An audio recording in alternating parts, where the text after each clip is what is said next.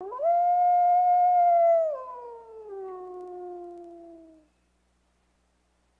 de la Asociación Parlamentaria en Defensa de los Derechos de los Animales, diputado por Ávila.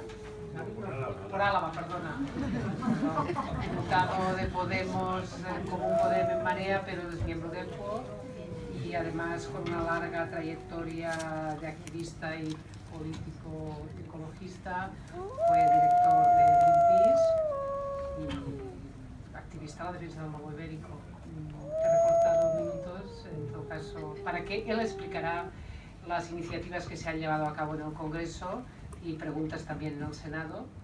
En todo caso, la línea también de actuación como diputados y diputadas, miembros y senadores y senadoras, miembros de la asociación. Gracias. Muchas gracias. En primer lugar, pues por supuesto agradecer a Adda y a Jesús Yuste pues toda la ayuda y toda la facilidad para poder hacer este debate o este acto en el Congreso, que yo creo que cada vez tenemos que tomarlos con más normalidad. Yo creo que efectivamente pienso, desde mi humilde punto de vista, que la política medioambiental, y dentro de la política medioambiental especialmente la referida a la conservación de la naturaleza, está muy ausente o ha estado muy ausente del debate político en España.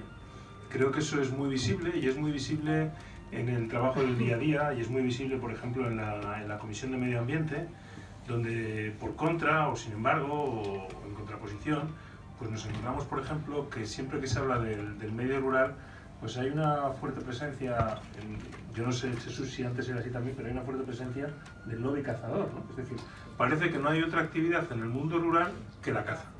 Entonces, esto cuando llegas a cualquier debate de cualquier oposición o de ley, pues siempre la caza. Parece que no hay nada más. Y cuando dices, bueno, pero es que para generar actividad económica en el mundo rural, porque es verdad, yo creo que tenemos que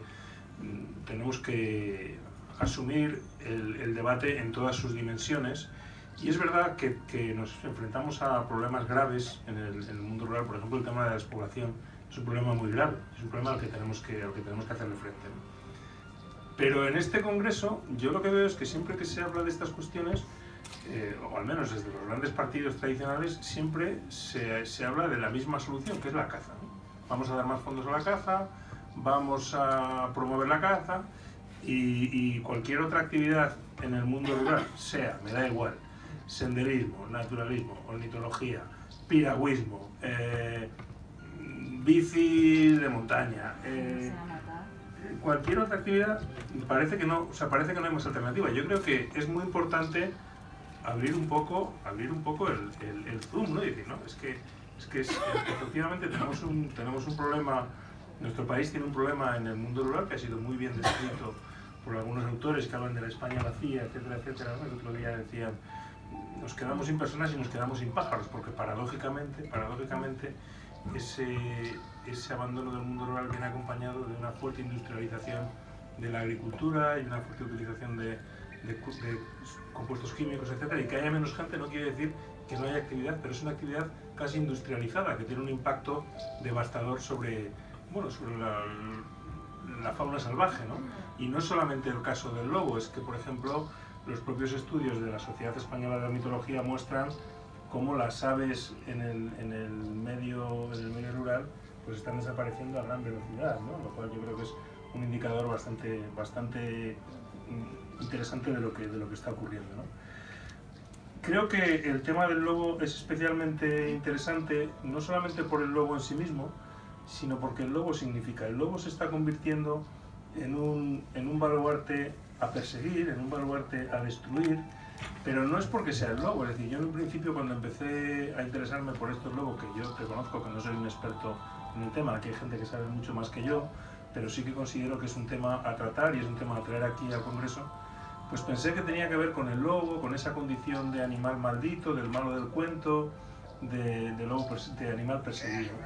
Poco a poco me he ido dando cuenta de que en realidad lo que hay con el lobo es la punta del iceberg de una vuelta a una mentalidad en contra de las especies salvajes, ¿no? Es decir, que han empezado con el lobo, pero detrás del lobo viene el oso, y ahora, pues con naturalidad, pues con naturalidad, bueno, con mucha alarma, pero empiezan a aparecer osos muertos, bueno, pues de una manera.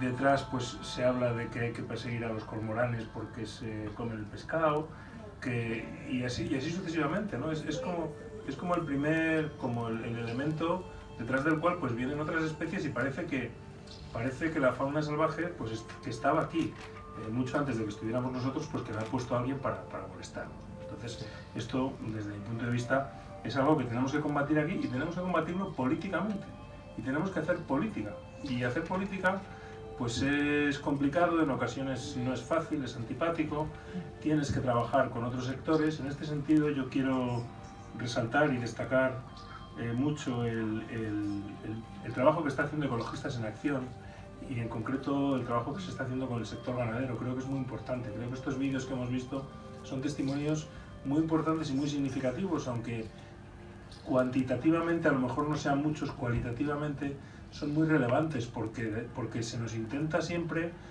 transmitir la idea de que esto es una pelea, que el sector ganadero, de la ganadería extensiva, pues no puede convivir con el lobo, ¿no? Y yo quiero dejar muy claro aquí que para nosotros ni mucho menos la ganadería extensiva es el enemigo, al contrario.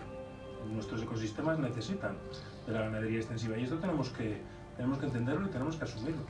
Los enemigos, lo dice muy bien el ganadero, dice el enemigo del lobo, el enemigo es de la ganadería, pues está en otro sitio, está en las administraciones, como se ha dicho, está en tratados que se están negociando muy lejos, como el TTIP, ¿no?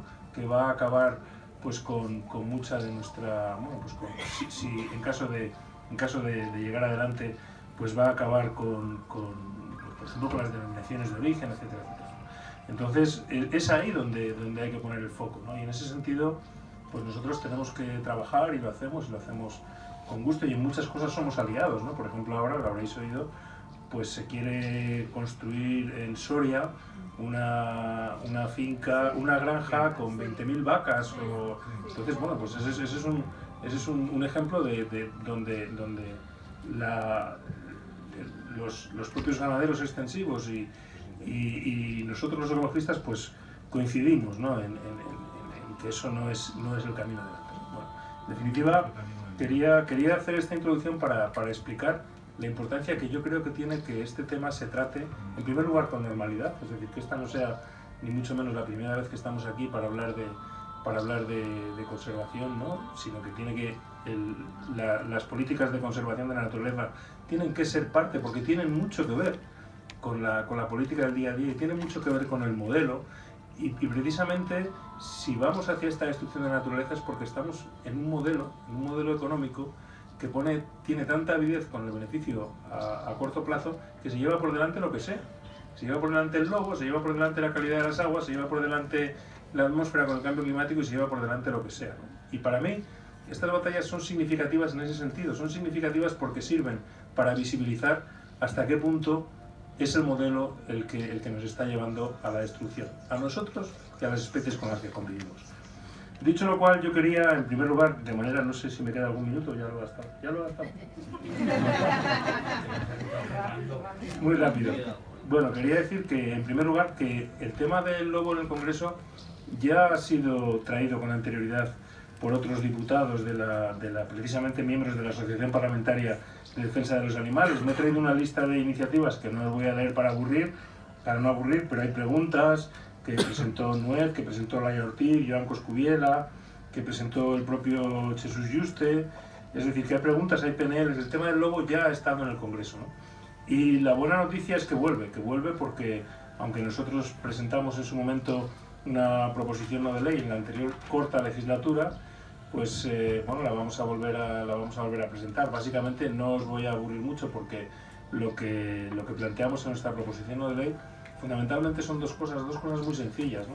La primera, como se ha dicho en esta mesa, es muy simple, que el lobo tiene que estar protegido en toda España, es decir, que no hay por qué diferenciar, que el lobo no tiene por qué tener un tratamiento diferente de otras especies que están en peligro, y hemos visto cómo, a pesar de lo que se nos está diciendo, el lobo efectivamente no solo está en peligro, sino que es que está muy recientemente extinguido de comunidades como Andalucía, como Extremadura, y ahora nos encontramos con la paradoja de que en esas comunidades, por ejemplo en Andalucía, se va a pedir un live, si no estoy mal informado, una ayuda de la Unión Europea para reintroducir al lobo, ¿no? Y dices, bueno, pero nos estamos cargando el lobo por un lado, por otro lado queremos...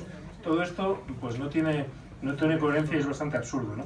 Y entonces lo que nosotros básicamente planteamos es protección integral, son dos cosas, protección integral del lobo y trabajar con el sector de la ganadería extensiva para ver cuáles son las mejores fórmulas para que se pueda garantizar esa convivencia entre la ganadería y la protección del lobo. Esto es, a grandes rasgos, lo que planteamos en nuestra PNL. No es una cosa, generó mucha polémica, tuvo mucha repercusión, pero, en fin, citando a Rajoy, me parece una PNL de sentido común, ¿no? Es decir, vamos a ver cómo somos capaces de compatibilizar la conservación de nuestra fauna, especialmente de nuestras especies más emblemáticas, con un sector que, hay que decirlo, la afección porcentualmente es muy pequeña, ¿no? El daño por lobo realmente es muy pequeño, pero a pesar de todo, pues vamos a hacer ese esfuerzo por la convivencia entre la ganadería y el lobo. Y eso es fundamentalmente lo que queremos promover, y bueno, yo os animo a que los que tengáis influencia, simpatía, empatía con otros partidos que no sea el nuestro, que no sea Unidos Podemos, pues que habléis con vuestros diputados, vuestras diputadas, etcétera, a ver si conseguís que lo apoyen, ¿no? Porque la verdad es que la inercia que os he contado de la Comisión de Medio Ambiente y Agricultura, pues nos hace ser moderadamente pesimistas con la posibilidad de que la podamos sacar, pero yo creo que es importante pues poner el debate encima de la mesa y que se debata con luz y taquígrafos, con los datos que hay sobre la mesa y que nos olvidemos de los tópicos y vamos a debatir cuál es la situación, cuál es la realidad y cuál es el futuro, ¿no? Eso es lo que simplemente estamos planteando. Y corto aquí para que podamos tener el turno de vuestro turno, porque me están mirando con ojos de caer. Uno, que hay sobre todo dos lobbies. Un lobby que es el de los cazadores, que quiere seguir cazando lobos, bueno, quiere seguir cazando todo lo que pueda. Y dos, hay un lobby de una serie de organizaciones agrarias y que creo que tenemos que ser inteligentes y no confundir con todo el sector ganadero, porque dentro del sector ganadero hay ganaderos que quieren el lobo y hay otros que no lo quieren, pero hay organizaciones agrarias que con fines y con intereses totalmente ajenos al lobo están haciendo campaña contra el lobo y están presionando a las administraciones para que no se tomen medidas de protección. ¿Y por qué lo están haciendo? En buena medida, porque son ellos los que en realidad quieren cosechar, de forma indirecta. Son los que ponen consejeros y cosechan. Son los que han conseguido hace un tiro que el consejero de Cantabria era un gran avance, pero era un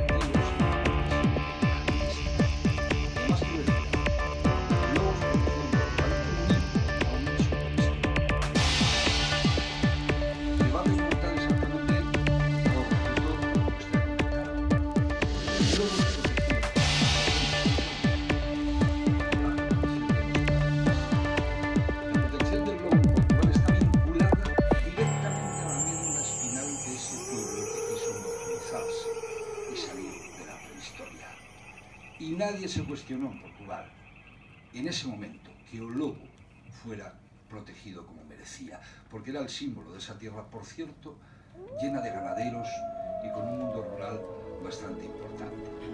Lo que quiero decir es que el lobo está protegido en Portugal, no en contra de la población, no en contra de los portugueses. Forma parte, ya digo, de su historia reciente, porque era el peor momento de esa historia. No sé cuál es ese estudio, me parece muy bien, todo es cuestionable, es verdad que las leyes se pueden saltar, pero lo que este país merece es de verdad un paraguas legal para que este animal esté protegido. Luego ya veremos qué pasa o qué deja de pasar. Y os dejo contestar a los siguientes.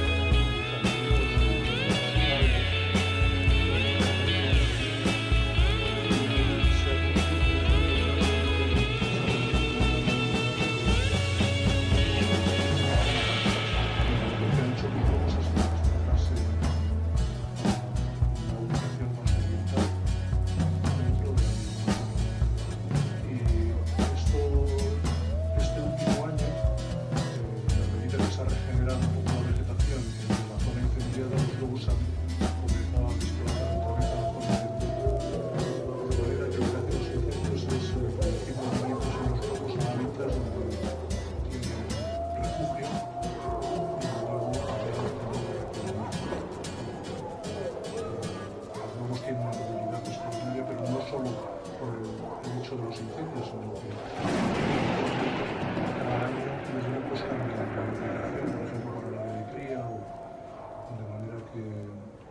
contar con eso, que no son reptiles que viven en hábitats muy concretos y definidos que mueren por el incendio, o micromamíferos que mueren por los incendios, o insectos. No, los lobos tienen movilidad y se desplazan. Llamas a un lobo, invitas a toda la manada. El lobo ibérico está en peligro y por eso nosotros hemos decidido convocar a toda la manada y por eso hemos hecho este acto aquí.